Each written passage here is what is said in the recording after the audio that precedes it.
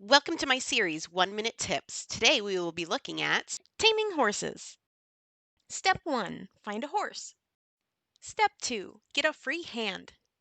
Step 3, use your right mouse button to click on the horse. Step 4, sit on the horse until it throws you off. Step 5, repeat steps 3 and 4 until the horse produces hearts and doesn't throw you off. Occasionally, it is hard to see the hearts when they occur. If you think it's been too long since you've been thrown off the horse, try to open your inventory. If you can open your inventory, you have tamed the horse. If you can't open your inventory, you need to keep trying.